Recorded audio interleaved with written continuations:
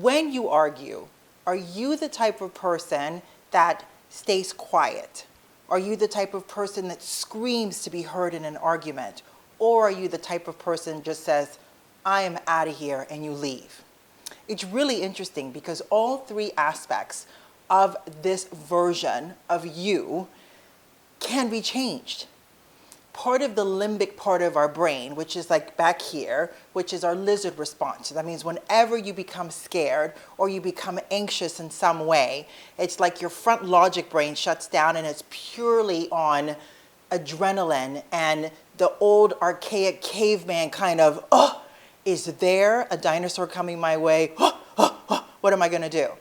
That's where this response comes from. So the first thing it's to understand is which part of that limbic person are you? Are you a fight, a freeze, or a flee? Once you learn that, then it's great to recognize that regardless of where you are on that aspect, you can always improve. This video is going to talk about what are the 16 ways in which you can improve arguing effectively, recognizing what is your stance, how do you do it, and being able to clearly and concisely express your wants, your needs, and your desires, as well as establish a boundary and get from where you are to where you want to be in every situation in life. Because everything we do here is all about self-mastery. So let's lean into it. When you become incredibly upset and you're going to have a conversation, some of us, yes, I can even say I have been that person. Up until my mid-30s, I was really quiet. I just kind of froze because I had no self-esteem, very low self-confidence. I couldn't express my wants and needs and desires, so I just kind of like took it. And then, you know, you're with your spouse and they leave a sock on the floor and you're like, ah! Does that sound familiar? Or you could be like, I have a very good friend of mine that every time that she gets into an argument with her spouse, she completely gets quiet and she freezes. Other friends of mine, maybe you're one of these, that actually say, I'm out of here. I don't want to deal with this. And all of these are okay because from that stance, we can always improve. So when you're looking at having a disagreement with your spouse or your colleagues or your friends, think about sitting here and having a disagreement and look at the person and remember that this person loves you or they respect you or it's a colleague. So there's a mutual respect. And it's just about understanding what is the disagreement that you and the other person have and how do you as quickly as possible create a solution that's, you know, plus or minus 10% that you can both agree with and move on. Because you and I have both learned on this channel that there's always going to be another challenge or there's always going to be a situation. And everything that you learn when it comes to your arguing style, believe it or not, you have learned from your childhood. So the way that your parents engaged with one another, the ways that they spoke to each other, the way that they use coping mechanisms of drinking or escaping in some kind of way, instead of dealing with the problem at hand, is something that's learned. So recognizing that there's another way in which you can effectively communicate and express your wants, your needs, and your desires, as well as establish a boundary and get from where you are to where you want to be, is as simple as, number one, staying calm and avoid getting defensive. When you get defensive, it's impossible to listen to what the other person is saying. You're so caught up in your own feelings and your own thoughts that are going on in your mind that it's difficult to be present. So just taking the moment to just breathe a couple of times and remember, this doesn't mean the person doesn't want you. It doesn't mean that they don't want to be with you. It just means that there's a disagreement or a point of view that both of you aren't seeing. So focus on just staying calm and avoiding getting defensive, because the moment we get defensive, we can't respond in a logical and clear manner. We're just completely reacting from emotions. So when we allow our thoughts and our emotions to hijack our our action and behavior, it's never a good spot to be in. So this is always a learned skill. Number 2 is to listen actively and try to listen to the other person's perspective. I don't know about you, but when I was in my 20s and 30s, whenever I had an argument with my boyfriend or my husband, I was like, oh, I'm going to just keep that right there in my mind because I'm going to tell you something and I'm going to get on that point. And I did not listen to my partner's perspective. I wasn't listening and being present with my husband. I was just focusing on, as soon as it's my turn, I'm going to give you a zinger and get back to you. And that does not allow you to listen actively. So by staying calm and being present and listening to what the other person's saying, remembering that your spouse, your partner, your work colleague, they're vested in you and you're vested in them. The focus is just to understand the miscommunication and solve the problem and move on.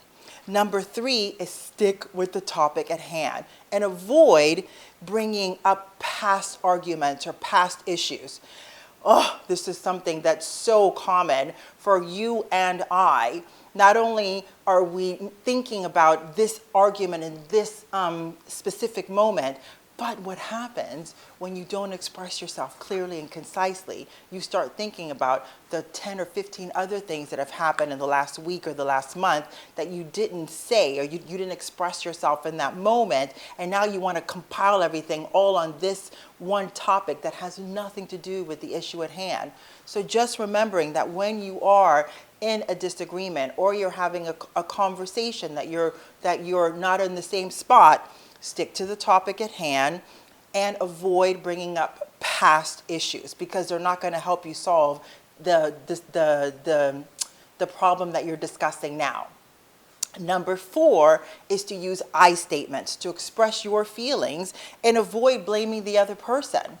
You know, it's so interesting. We were talking about coping mechanisms somewhere in this channel, right?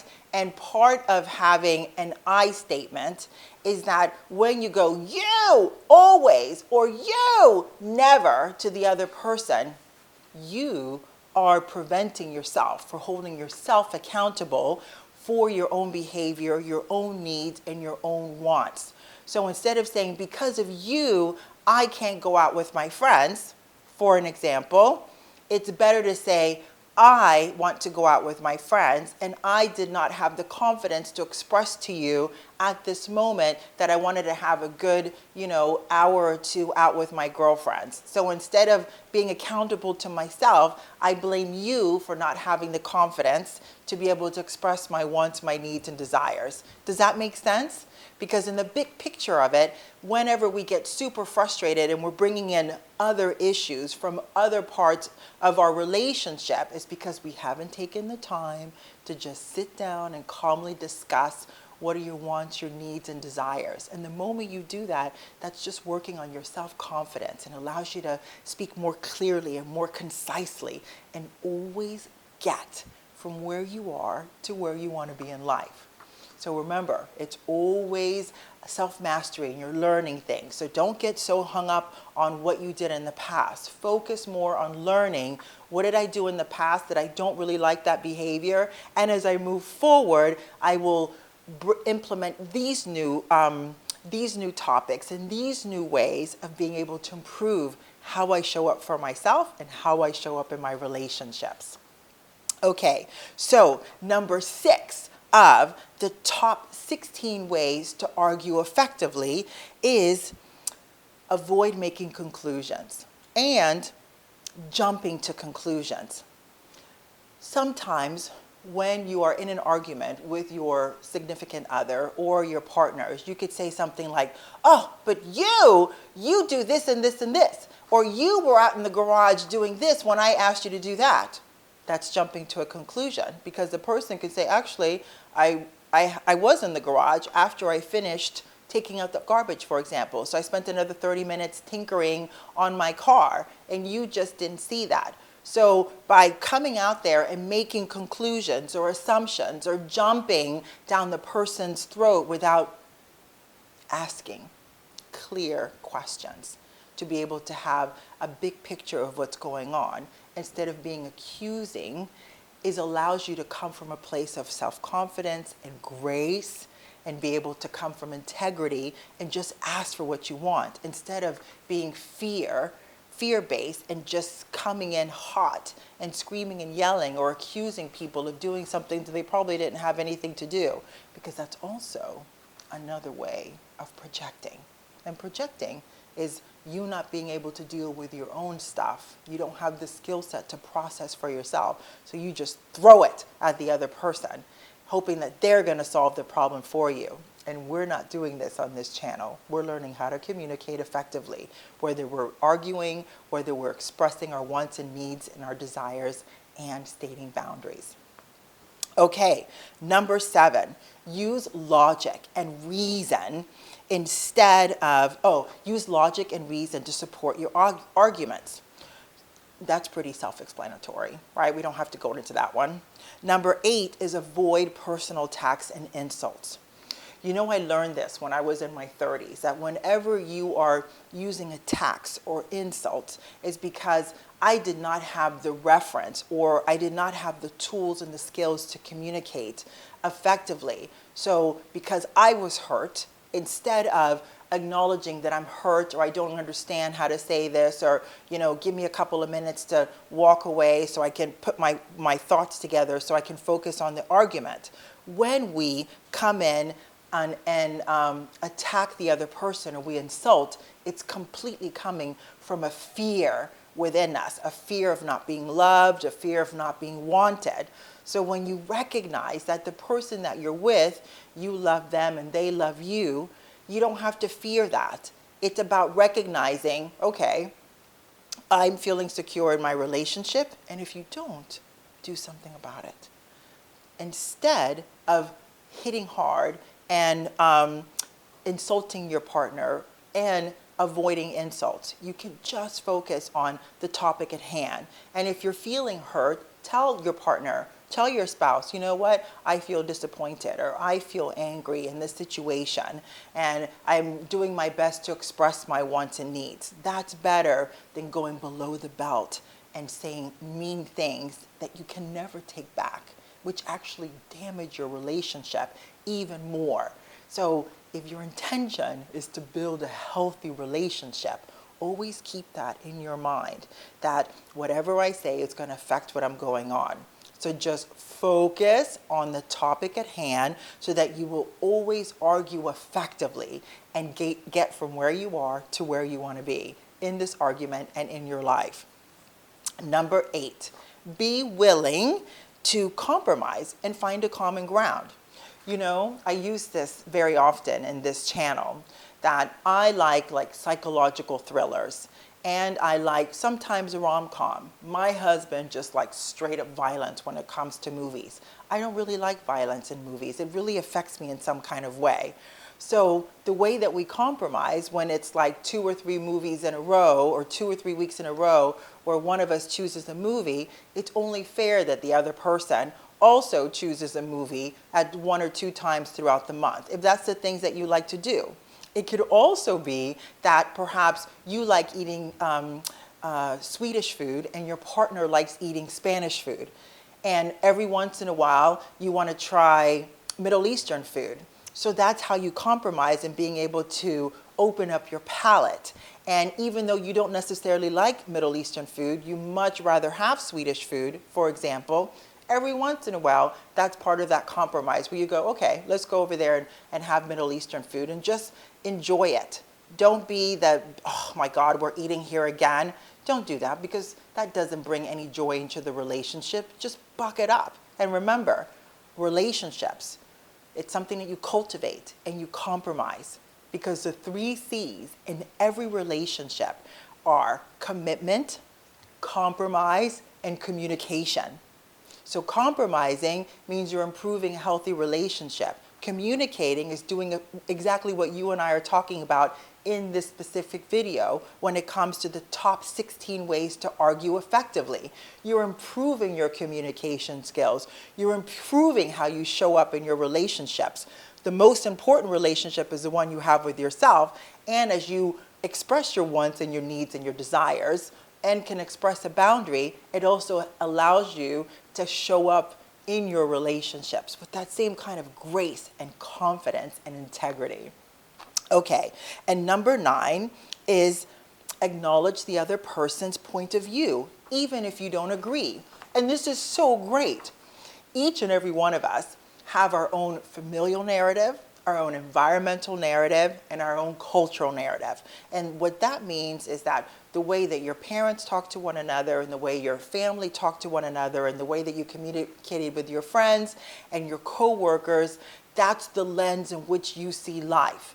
That means that your spouse, your colleague, your friends, your family, your extended family, or any person that you meet in the street, they have their own familial narrative, their environmental narrative, and their cultural narrative. So that means each and every time you're with your partner, you're building a bridge. That's how you create a healthy relationship. You're building the bridge. So just because for you it is normal to have, for example, walk away in the middle of a relationship, it doesn't mean that your spouse is normal for them to walk away in the middle of a relationship. Or it could be that perhaps you're a Democrat and your partner is a Republican. Or perhaps like today being May Day, May 1st in Sweden, it's Communism Day, which is super interesting. So perhaps in your relationship, your person is a communist and you're not. Or perhaps your person likes to eat crap food and you're super healthy, right? So instead of always bogging down on the person, do your best to acknowledge their point of view. And even if you don't understand that, go, okay, if that's what you need in order for you to be your best person, then I'll do my best to support you. And this is the way that I think and the way that I believe. And this is my point of view. And even though I don't agree, I can see the overall picture of where you're coming from. And that's all that we all want. It's just about being seen, and it's about being heard in our relationships. Even if you disagree, you can disagree without being like, yeah, or you can say, I hear your point of view. I disagree, and that's okay. But I completely understand your point of view. And you've given me a wider perspective of understanding and seeing how you see things. That's so much nicer. Okay, number 10 is to keep an open mind and be willing to consider alternative points of view. I remember 14 years ago when I got together with my husband, and we have very similar values and we have very similar ways of communicating effectively. But something that was really interesting is my husband needs, like when we get in an argument, he needs a couple of minutes to process, maybe 20 minutes or 30 minutes or 40 minutes. And I'm the kind of person that I want to solve it immediately, because for me, it triggers that side of me that says, oh, if we don't solve this, it means you don't love me and you don't want to be with me, right? It's a trigger. It's not true. It's something that I've worked through that comes from my childhood, right? And I recognize it's not that here. So in the beginning of my relationships, I had a difficult time recognizing that. So I've taught myself over the point of all of my relationships in life, right? That to recognize this person loves me and I love this person. Just because we don't agree on something, it doesn't mean that they don't love me or they don't want to be with me. I'm sure there are many of you out there that feel the same way. And this is part of being able to raise your self-esteem and being able to raise your self-confidence and being able to express your wants and your needs and your thoughts and desires clearly and concisely. So being able to keep an open mind and being willing to consider other options helps you recognize that it doesn't mean that just because they don't agree with you, that they don't want you. It just means that you have a different point of view. And when you are open to recognizing, oh, that's what it is, then you can hear what they're saying, and allows you to be more present and allows you to accept or maybe even go, oh, I can see where that comes from. Okay, I can agree with that. And it just helps you build the strong bridge and really have a healthy relationship and be more effective and clear in your communication skills. Number 11, oh my God, I do this all the time, is use humor to diffuse tension. You know, you have a lot of arguments where you just lose your proverbial, right? Because you can't get it together.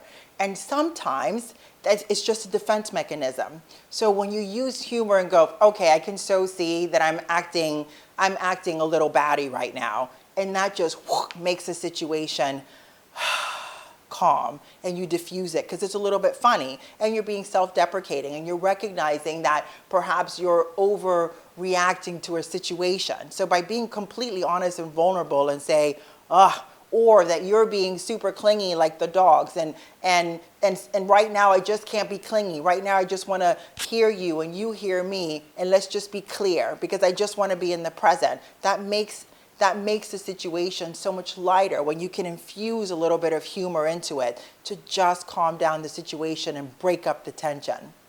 Number 12 is avoid interrupting the other person or talking over them. Oof.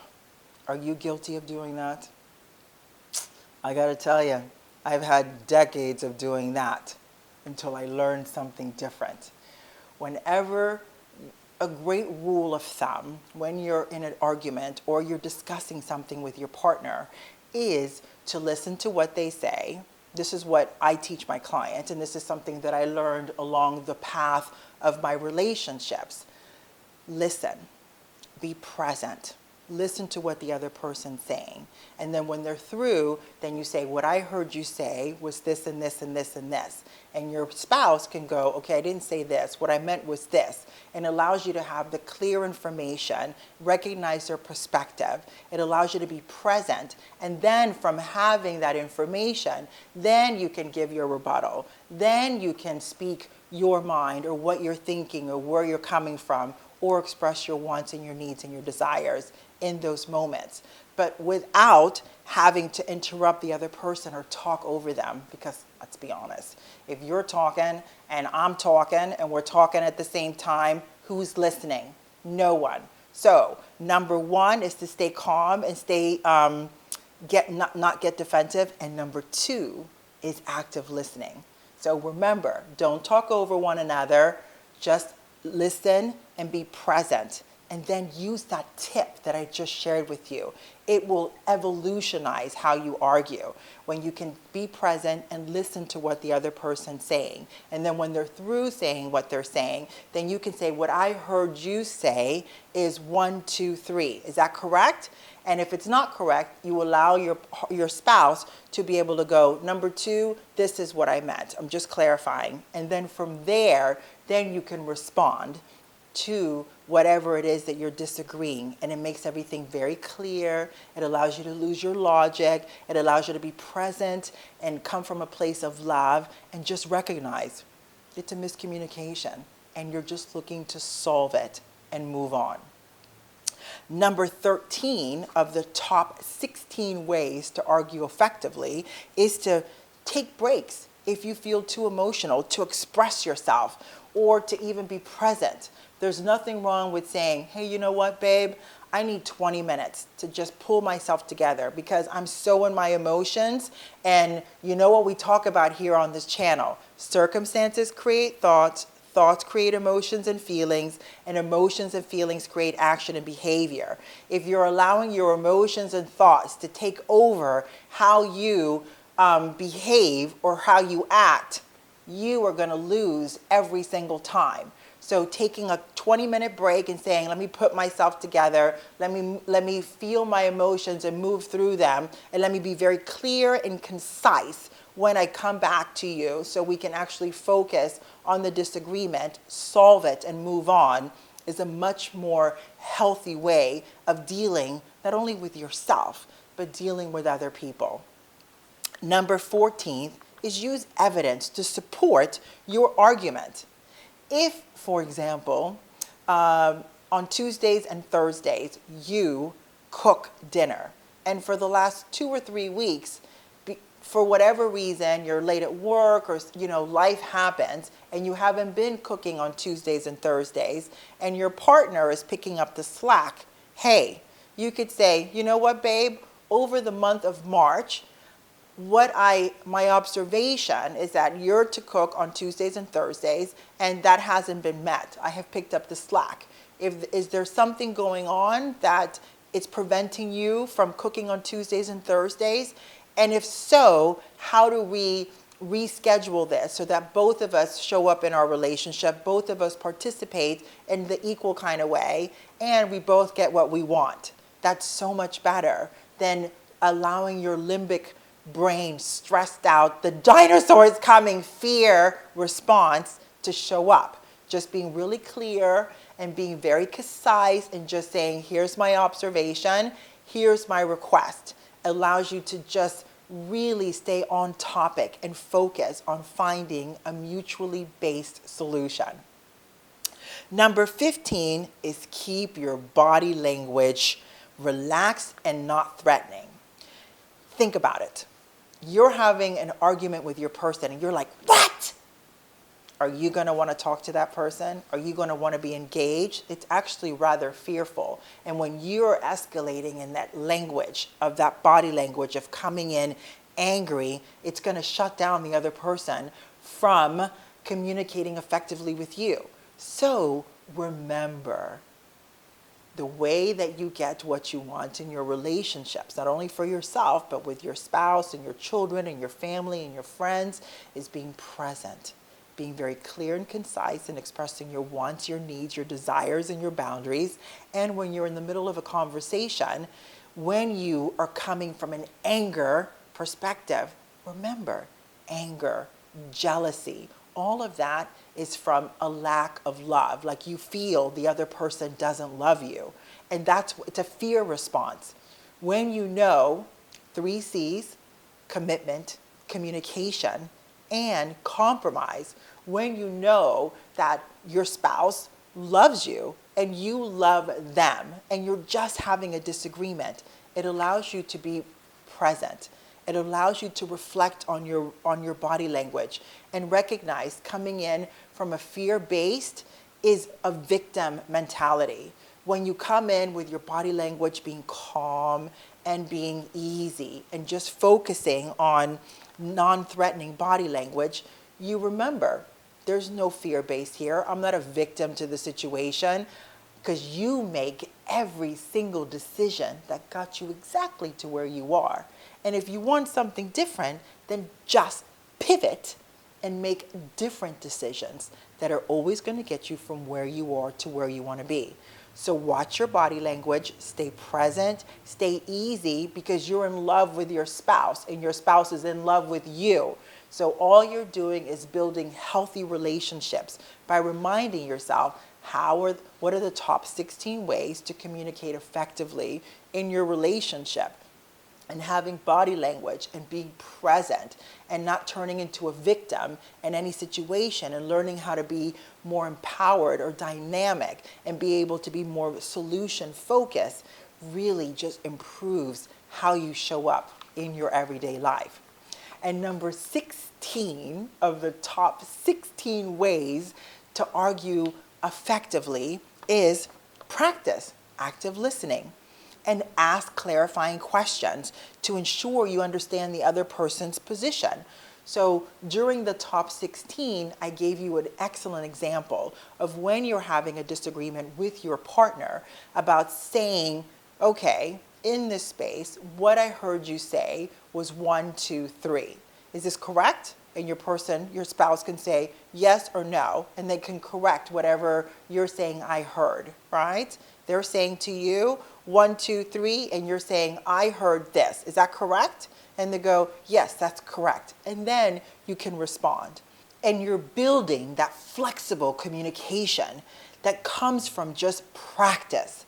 So recognizing that number 16 is about practice active listening and ask clarifying questions to ensure you understand the other person's position is so relevant to everything you do in every single situation in which you're communicating with another person. It's about being present. It's about recognizing you're being solution focused in whatever the situation is.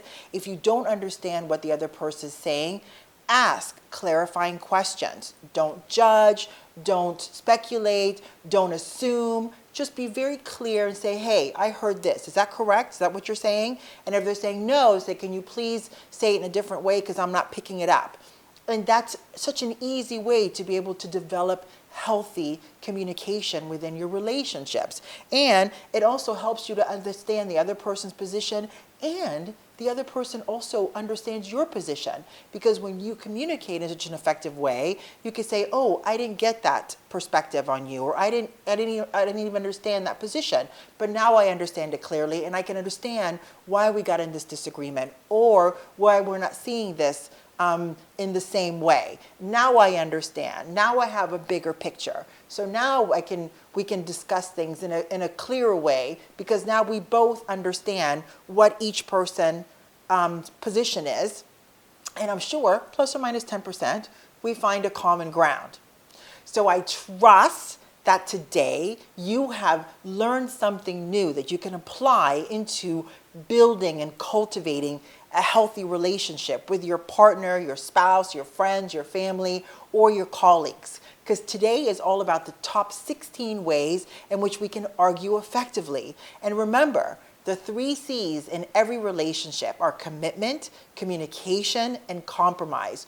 Most of the time when we feel a certain kind of way or our triggers are showing up is because we're feeling unseen or unheard. And if you're feeling unseen and unheard, maybe it's because you need to learn and develop the skill so that you express yourself clearly and concisely. And you can state your desires and your wants and your needs and state a boundary. All of this is skill development. Or it could be that your partner, you could see, has a difficult time. And you can say, hey, I'm not going to do the work for you, but I'm happy to help you and support you in you developing the skills you need in order to show up and build and have the life that you want.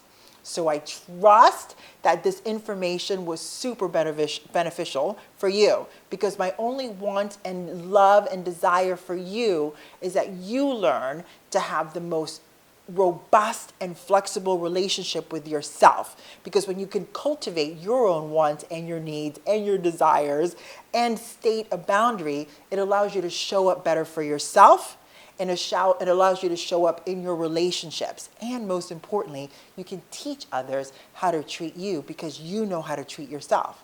And if you don't know how to do it, remember, it's just a skill. This channel is chock full of videos that help you learn how to express yourself clearly and concisely, how to show up in your relationships, how to address the traumas within you. When we learn how to communicate effectively, it ensures that you have a dynamic and robust relationship and flexible relationship, not only with yourself, but also with your spouse. So I trust that these 16 ways of communicating effectively, you have learned something to help you build and cultivate that relationship with yourself and to build those healthy bridges in your relationship. Every Thursday, I drop a new video, and every Wednesday on my website, vanessaleecurley.com, there's always a new blog. Why don't you go subscribe to my website? 1, you will get my 5 top ways to improve your self-care routine, and in return for your email address, you get every single week a new blog that you can read. Remember, anywhere on my platform, whether it's here on YouTube, on my website, or on my social media platforms, Instagram at Words by Vanessa, or on Facebook at Vanessa Lee Curley, you can always write a comment. You can always ask me questions. I'll return it back to you. And if you want to learn something new, or you want to dive deep into a topic that has to do with relationships and life, write them in the comment and let's work together. I'll see you in the next one. Enjoy your week.